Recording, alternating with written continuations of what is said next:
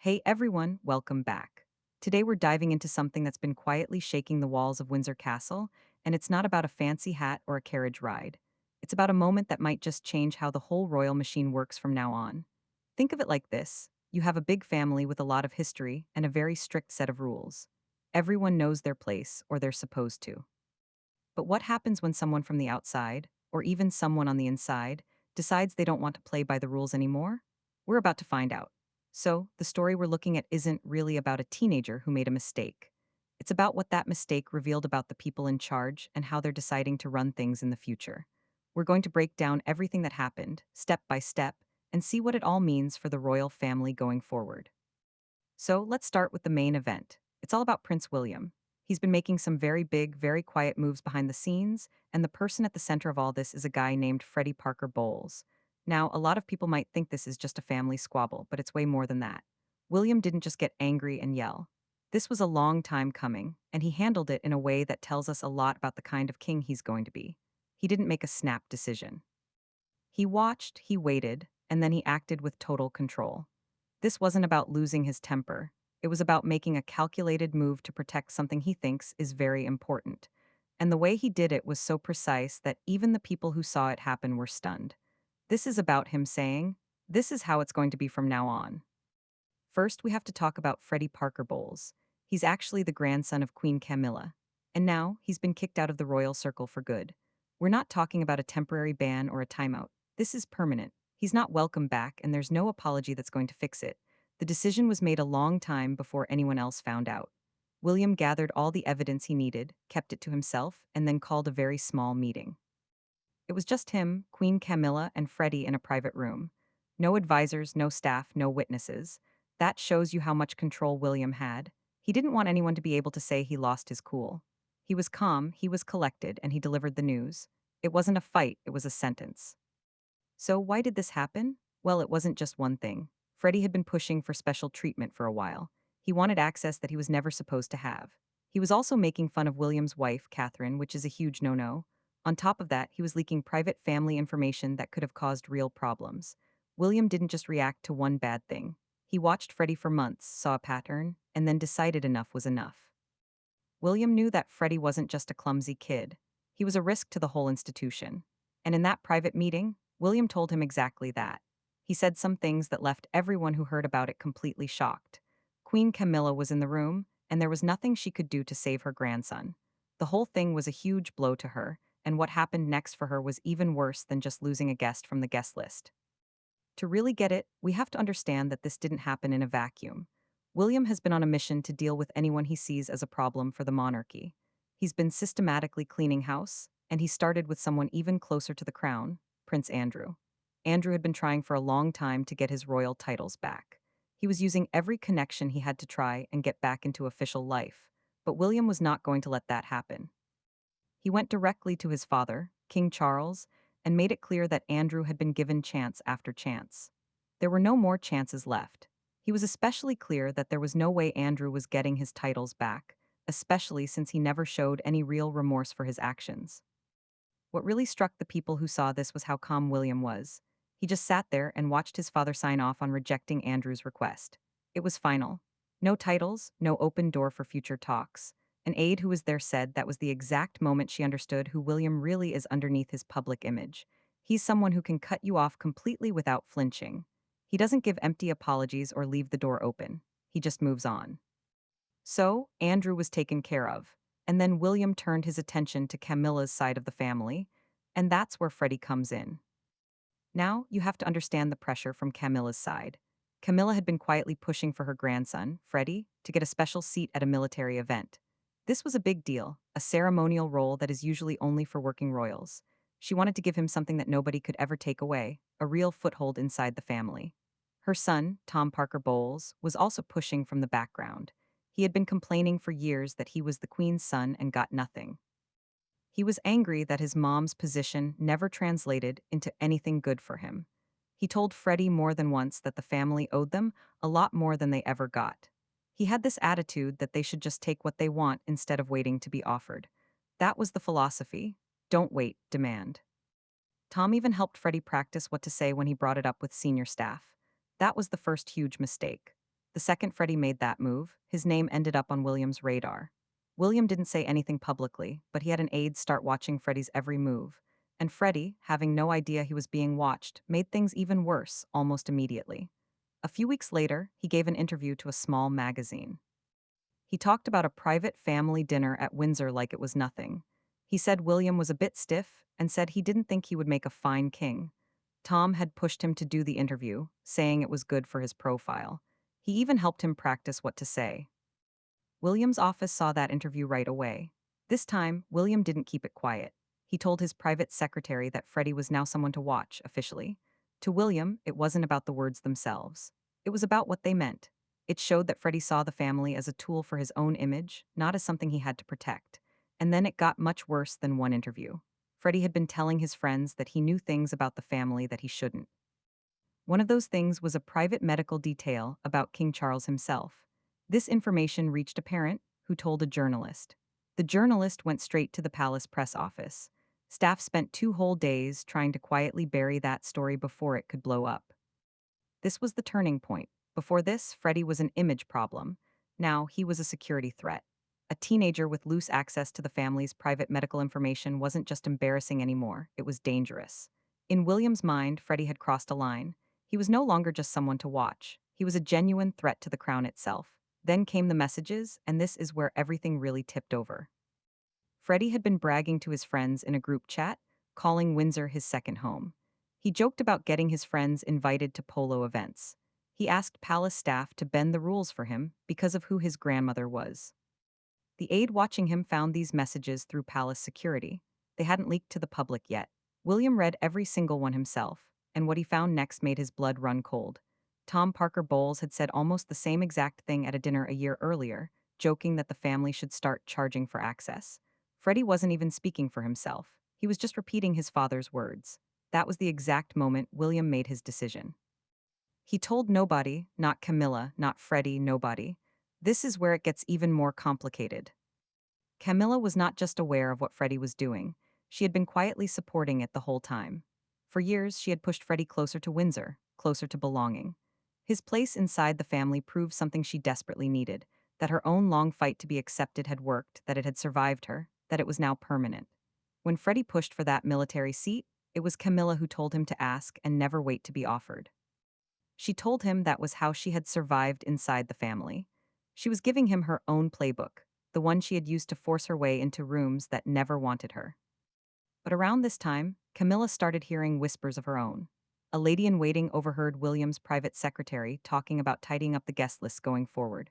Camilla didn't say anything, but she started to put some distance between herself and Freddie in public. She sensed what was coming before anyone confirmed it. She tried once, carefully, over dinner to test the waters with William. She asked him what he thought about keeping family close, even the messier branches. William gave her a short, clear answer. He said, "Family is not the same as liability." Camilla never brought it up again. Then the worst possible thing happened. Freddie was overheard making fun of Catherine in front of a group of friends. Someone recorded it on their phone without him knowing. Freddie said she was just playing dress up as a future queen, that she would never really be one of them, no matter how good she was at smiling for the cameras. He even mimicked her voice, calling her coached and hollow. He said she was all polish and nothing underneath.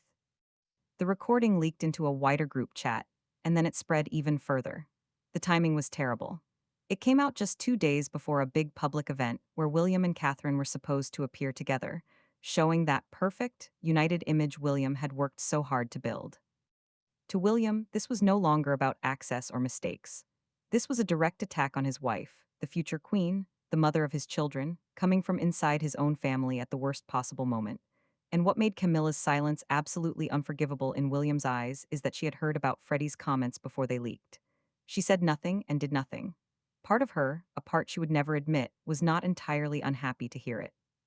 She had spent years watching Catherine outshine her, watching William's favor shift to his wife, while her own position faded. Freddie's cruelty said something that Camilla had buried deep inside herself for a very long time. William's decision had already been made privately days before that recording surfaced. But the moment it did, everything changed. This stopped being just about protecting an institution. It became personal. Freddie was a liability, and now, in William's eyes, he was a traitor, too. So the freeze-out began, and it was systematic. The first cut was quiet. Freddie's name was taken off the guest list for a private garden reception at Windsor. No announcement, no warning. He didn't even find out from the palace. He heard about it from a relative who saw the final list. Nobody ever called to explain. Then came the second cut. An invitation had already been sent for a smaller family gathering. 2 days later, a note arrived saying the event had been downsized and his attendance was no longer needed. The event went ahead exactly as planned, just without him.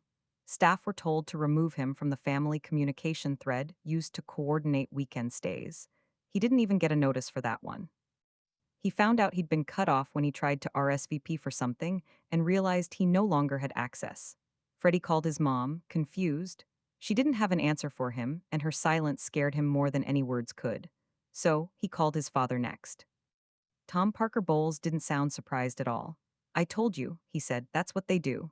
Freddie asked him what he meant. Tom's voice hardened. "You need to fight, don't let them stone you to the ground." Freddie asked him straight out, "What should I do?" Tom didn't hesitate. "What men do." Freddie sat with that for a long moment after the call ended. He didn't fully understand what his father meant, but something in his chest had already decided. He was not going to let this happen without a fight. So, he showed up anyway. He went to a charity walk the family was attending, uninvited, and stood at the edge of the crowd watching. William saw him and his face went still and cold. This was the moment William knew for certain. Freddie was now the black sheep, and he would need to be taught a lesson he would not forget. But not here, not yet. William had already marked him, and that was enough for today. Freddie noticed something worse than William's silence. Nobody would even look at him. Not one person from the family came over. Not one staff member acknowledged him standing there. Even Camilla, his own grandmother, kept her eyes fixed somewhere else, refusing to meet his gaze even once. The shame of it hit him harder than anything William could have said. He couldn't stand there a second longer. He turned and fled before the event even ended, his father's words still ringing in his head. He sent a furious text to a friend that night. "Tell me what exactly did I do? Because no one will say it to my face." Nobody ever answered him directly. Freddie's mother tried everything she had left. In the weeks leading up to what came next, she tried twice to set up a private meeting between Freddie and William. She hoped a real apology face-to-face might still smooth things over. Both requests were turned down, not by William himself, but always through intermediaries, always someone else delivering the no. Staff who watched this happen read it for exactly what it was. William wasn't avoiding the conversation because he was busy. He was avoiding a moment of mercy he didn't want to risk having, because if he sat across from Freddie and looked him in the eye, there was a chance, even a small one, that he might soften. William was not willing to take that chance. Freeze-out continued, cold and silent and total, until there was nothing left for Freddie to be frozen out of.